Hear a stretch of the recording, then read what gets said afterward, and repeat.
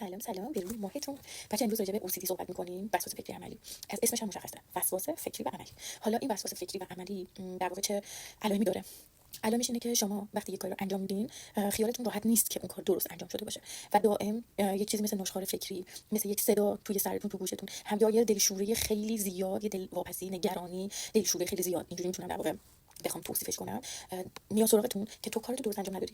اگه در خونه رو قفل کردی، الان در خونه قفل نشده، کافی نبوده و تو برمیگردی و دوباره چک می‌کنی، می‌بینی در خونه قفل، باز می‌کنی، دوباره قفلش می‌کنی، از در خونه چند تا قدم فاصله می‌گیری، دوباره یه استرس میاد سراغت، میگه مطمئن در خونه قفله، مطمئنی که قفلش کردی و شما در واقع همیشه نامطمئنی از کاری که کردی، یعنی همش این احساس ناامنی و اینکه اصلا اطمینان نداری، اطمینان خاطری وجود نداره توی این اختلال و شما همش مجبوری گازو بارها و بارها چک کنی، بارها و بارها چک می‌کنی تا مطمئن شی زیر گازو خاموش کردی.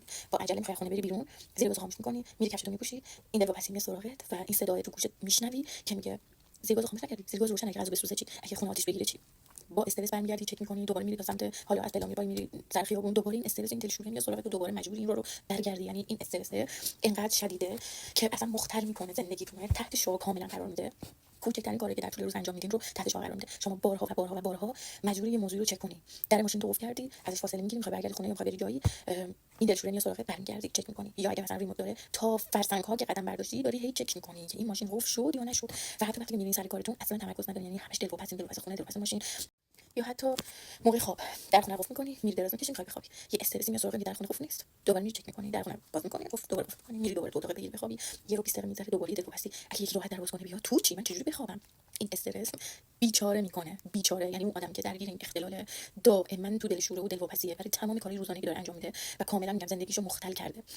بچه برای حالا مثلا خیلی هستن که تو زندگیشون نگرانی دارن یا بدون تمرکز یه کاری رو انجام میدن و حالا یه بار میرن چک میکنن که مطمئن شن این اسمش اختلال نیست، یعنی ما اینو اختلال نمیگیم، دارن کاملا توضیح میدن این اختلالو که حالا مثلا این دفعات چک کردن بستگی به اون در واقع مزمن بودن این اختلال داره. تو یکی 4 5 بار که مثلا حالا میره موضوع چک میکنه، خیالش راحت میشه، میره به بقیه کارش میرسه. تو یکی 10 بار چک میکنه، حالا مثلا اوکی میشه، خیالش راحت میشه، میره به کارش، میره سراغ یه کار دیگه. تو بعضیا یک روز کامل اینا رو درگیر میکنه، یعنی یک روز کامل بعد این استرسی که میاد سراغشون و تأمین داده میشه به تمام کارهایی که دارن انجام میدن. این اختلال باید در این حد، اگه در این حد مزمنه، یعنی این آخرشه، یعنی شما قطعا نیاز دارو داری، قطعا باید برید روانشناس، قطعا باید دارو مصرف کنید. من اینجا اسم دارو رو نمیگم، من روانشناسی خوندم، اما خب من روان پزشک نیستم که بخوام دارو بهتون معرفی کنم، اما میتونید برید پیش روان پزشک و قطعا پزشک بهتون دارو میده بابت این قضیه تا استرستون کمتر بشه. حالا من خودم تا یه حدی درگیر این اختلال هستم، ولی نه به حالت حاد و مزمن، نه، و اینکه فقط تو بعضی از مسائل اینطوریام، نه که تامین داده بشه به تمام مسائلی که حالا تو طول روز دارم انجام میدم، بخوام همه چیزو چندین بار چک کنم، نه.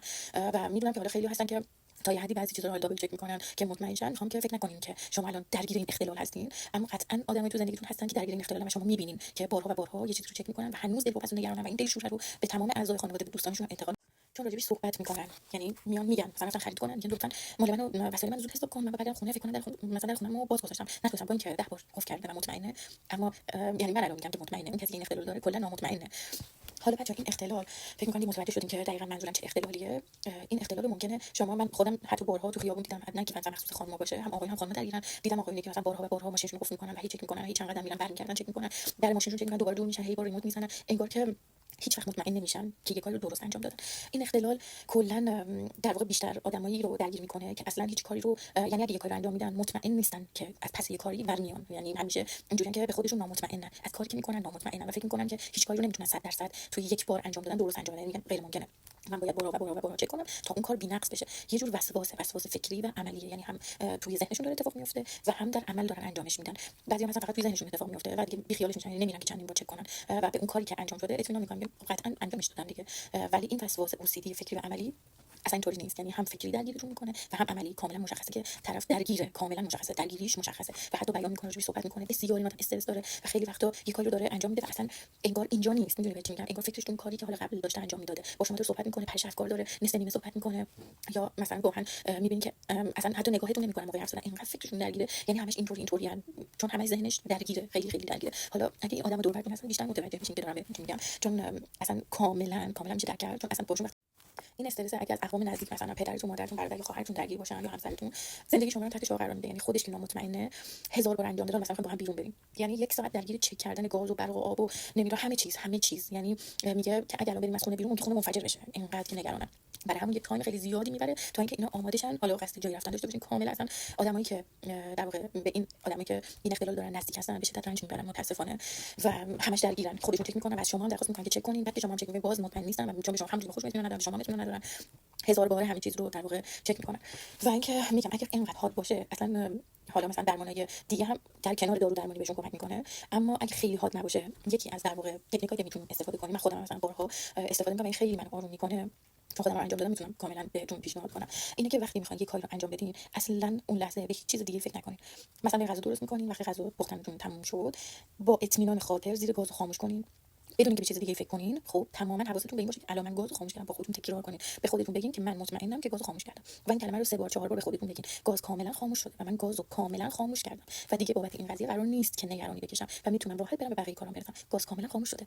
مطمئن حالا مثلا یه سری اصلا بو کنن مطمئن هیچ گازی بیرون نمیاد. بچه‌ها اینا اختلال حالا یه سریایی که ندیدن اصلا متوجه نمیشن در راجع به چی صحبت میکنم، اما اونایی که خودشون درگیرن یا خانواده‌های نزدیکشون درگیرن کاملا متوجه میشن که دارم چی میگم. اجازه بدین کارشون رو بکنن. یعنی اگه با لمس کردن گاز، با بو کردن گاز یا هر چیز دیگه مطمئن میشن، اجازه بدین اطمینان خاطر یعنی حاصل کنن و مطمئن شن. و یا حتی میتونین اون لحظه‌ای که دارین اون کار رو انجام میدین، اگه هر چقدر با خودتون صحبت میکنین فایده نداره، باز چند قدم که دور میشین مجبورین برگردین. من مثلا گاز رو میگم بخاطر اینکه خیلی از خانم‌ها از من پرسیدن راجع به این قضیه که ما همیشه نگرانیم یه اتفاقی تو خونمون بیفته ما باعث آتش سوزی بشیم و اصلا از قصد میگم گاز، چون خیلی از خانم‌ها درگیرش هستن. حتی آقایونی که غذا می‌پزن و درگیر این OCD هستن، اصلا این قضیه که از ذهنشون بیرون نمیره و بارها حتی خوابشون می‌بینن که باعث آتش سوزی شدن تو خونه خودشون. واسه همین از قصد دارم این قضیه رو در واقع عنوان می‌کنم.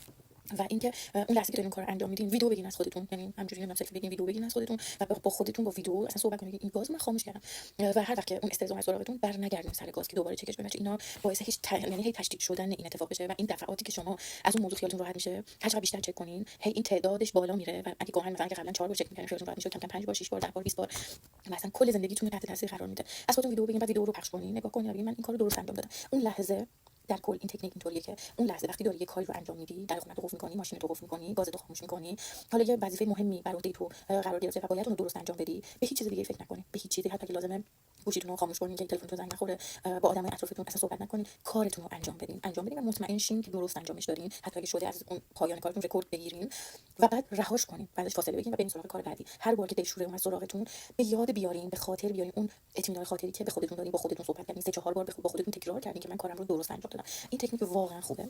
من خودم این تکنیک انجام دادم، میتونم بگم 100% ازش نتیجه گرفتم. قبلا مثلا یه 2 3 باری میمدم مثلا چک می‌کردم، 2 بار 3 بار چک می‌کردم تا خیالم راحت یا هم 2 بار خیلی وقت مثلا دابل چک و خیلی وقت کلا من خیلی دابل چکی مثلا 2 بار چک می‌کردم قبلا بیشتر خیلی بیشتر. الان ولی نه، الان خیلی کمترش کردم. یعنی همون یک بار که انجامش میدم و با خودم صحبت می‌کنم ببین کارتو درست انجام بدی، درو قفل کردی، حالا مثلا سر کار کلید مغازه و هزار چیز دیگه دستمه و اونایی که این اختلال دارن یعنی عذاب میکشن، عذاب. اگه اطرافیانتون بچه‌ها اینطوری هستن، پدر مادر، حالا پارتنرتون، همسرتون یا خواهر برادرتون، اصلا بهشون استرس ندین، ازتون خواهش میکنم. یعنی وقتی میبینید یه چیزی رو چندین بار چک میکنه اعصابتون خورد میشه و اصلا این کارو نکنین، اصلا بهشون استرس ندین. اگه بدو خسته شدین، چقدر لفتش میدی، هزار بار چک کردی، بچه‌ها اصلا متوجه حرف شما نمیشن و فکر میکنن این کاری که دارن میکنن درسته. اینجور مواقع بهشون کمک کنین، بریم کنارشون، بگین چه کاری هستش که الان بابتش استرس داری، به منم بگو، بذار منم کمکت کنم. وقتی دارون کار میکنه خودتون ازشون ویدیو بگیرین و ازش بپرسین، بگین الان خیالت راحت شد، الان گاز خاموش کردی، الان درو قفل کردی، الان خیالت راحته از این موضوع و اون رسمی آره چون داره کارش انجام میدم. بعد 2 قدم فاصله میگیره ولی اگه درست پلان نکنه برم کلا چی به گاز ببندم برم این کارو بکنم. ویدیو رو پلی کنین، دستشو بگیرین و بهش اطمینان خاطر بدین که اون کار انجام شده و انجام داده. مثلا هر بار که خواستون ویدیو رو پخش کنین ببین این کارو تو درست انجام دادی، تو به بهترین روشی که میتونستی کارو انجام دادی و اصلا دیگه استرس نشوش، نگران نباش، راجعش باش حرف بزنین، باهاش این تکنیکا رو کار کنین و قطعا جواب میگیره. این خیلی این تکنیک زیاده برای این قضیه ولی تکنیک به درد نخوره. من دلم نمیخواد راجعش حرف بزنم ولی این تکنیکی که خودم انجام دادم خودم خیلی آروم شدم، خیلی نتیجه گرفتم. اینکه حواسم به جای دیگه نباشه، با آرامشون کارو انجام بدم و بعد اینکه کار انجام بدم از اطمینان خودم یه رکورد بگیرم و حتی به خودم بگم که تو الان کارو به بهترین نحو انجام دادی و دیگه استرس نداشته باش و یه جوری در واقع خودم آروم کردم. این اطمینان و این آرامش رو میتونید به اطرافیان میتونن بدین و اگه از دوستان عوام اگه همچین در واقع اکسپریانسی دارین تو زندگیتون خوشحال میشم که برام بنویسین، با جون دل میخونم. عاشقتونم کلی.